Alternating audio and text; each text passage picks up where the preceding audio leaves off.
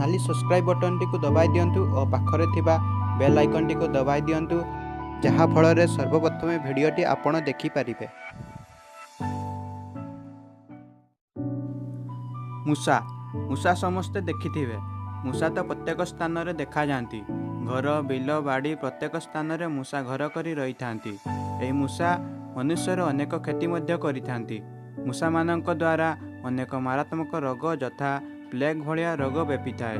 तेणु मनीष जेउठारे मूषा को देखिला मात्रे ताको गड़ाई गड़ाई पिटी पिटी मारिबा को चेष्टा करिथाए।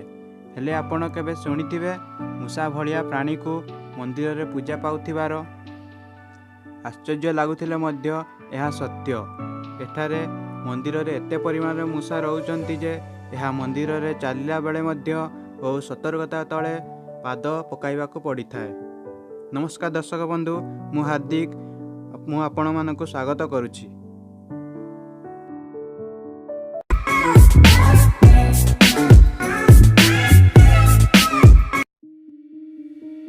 राजस्थान रे अवस्थित यह मंदिर जहाकु करणी माता मंदिर कहा जाई थाए। एठारे हजार हजार मूषा वास करी अछंती। एते मात्रा रे मूषा भारतर अन्य कौनसी स्थान रे देखिबाकू मिली न थाए। यह मंदिर चमत्कार कारीगरी कार्य पे पूरा भारत प्रसिद्ध अटे। यह मंदिर निर्माण महाराजा गंगा सिंह करथिले। यह मंदिर रे करणी माता पूजा पाउछंती। यह करणी माता जन्म 1327 ख्रीष्टाब्द रे एक साधारण परिवार रे होइथिला। बाल्यकाल रे तांकर नाम रिगुबाई थिला। रिगुबाईंकर विवाह साठिगा ग्रामर कपचीचारण सहित होइथिला। किंतु विवाहर किछि दिन पर ही से सांसारिक जीवन छाड़ी देइथिले। तेणु से किपचीचारंक विवाह तांको छोट भौणी गलाबक सहित करी निजको मातांक भक्ति और लोकंक सेवारे लगाई देइथिले। तांकर चमत्कार कार्य पई स्थानीय लोके करणी माता नाम रे पूजा करबाकू लागिले। वर्तमान जेउठारे मंदिर अवस्थित सेठारे करणी मातांक गोटे गुंफा मध्यरे इष्टदेवी को पूजा करुथिले। आज मध्य सेठारे इष्टदेवी मूर्ति अवस्थित। किंवदंती अनुसार करणी मातांक भौणी गुलाब एवं तांक स्वामी किपचीचारण पुत्र लक्ष्मण कलायत रे अवस्थित पोखरी पानी रे पशी पानी पिउथिबा समय रे पानी मध्यरे बुड़ी जाई मृत्युवरण करथिले। जेतेबेले करणी माता जानी पारिले लक्ष्मणक मृत्यु होई सारिछि, तुरंत से मृत्युर देवता यमराजंक सहित कथा हेले और से लक्ष्मण को पुणी जीवित करने को प्रार्थना मध्य कले। प्रथमे तो यमराजा लक्ष्मण को जीवित करने को मना कर देइतिले, किंतु परवर्ती समय रे तांको मूषा रूप रे जन्म करदेले। सेही दिन थारु करणी मातांक मंदिर रे मूषांक राज चली आसुअछि। आ सेही दिन थारु मूषा मानंकु सेठारे करणी मातांक पुत्र बोली संबोधन करंती। मंदिर मध्यरे प्रवेश करिला मात्रे प्रत्येक स्थान रे मूषा मानंको ही देखिबाकू मिलिथाए।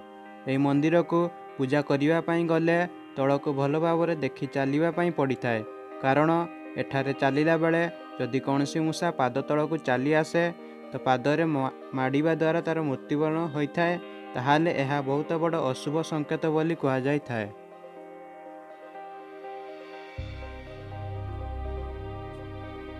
एही मंदिर रे 20,000 कला मूषा रही अछंती। सेमानंक सहित किछि धड़ा मूषा मध्य रही अछंती। एही धड़ा मूषा को देखिले अधिक पवित्र कहा जाय थाए। जो व्यक्ति ए धड़ा मूषा को देखिबो तार समस्त मनस्कामना पूर्ण हो जाय थाए बोली लोक कथा रहिछि। एही मंदिर रे थिबा मूषा सकाळे 5टा बेले हेउथिबा मंगल आरती एवं संध्या 7टा बेले हेउथिबा संध्या आरती समय रे प्रत्येक मूषा निज गातरू बाहरी चली आसंती।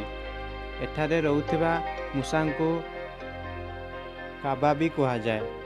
माँ को पाखरे चढ़ा जाउथिबा प्रसाद को प्रथमे मूषा खाई थांती और तापरे सही प्रसाद को भक्तों मध्य बंटा जाई थाए।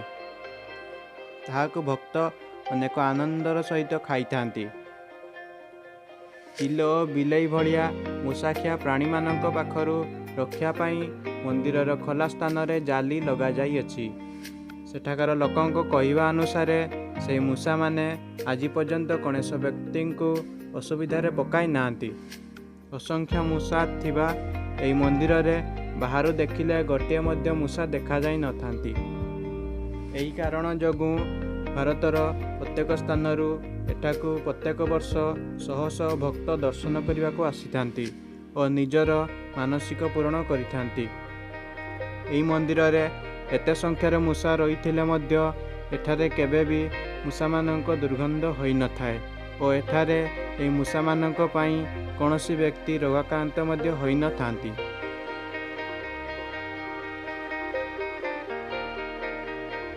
ତ ଦର୍ଶକ ବନ୍ଧୁ, ଆଜି ପାଇଁ ଏତିକି। ଏହିପରି ଅନେକ ନୂଆ ନୂଆ ଭିଡ଼ିଓ ଦେଖିବା ପାଇଁ ଲାଇକ୍, ସେୟାର ଓ କମେଣ୍ଟ କରିବାକୁ ଜମା ଭୁଲିବନି ଓ ତଳେ ଥିବା ସବସ୍କ୍ରାଇବ୍ ବଟନଟିକୁ ଦବାଇ ଦେବେ। ପୁଣି ଦେଖାହବ ଆଉ ଏକ ଏଇଭଳିଆ ନୂଆ ଭିଡ଼ିଓରେ।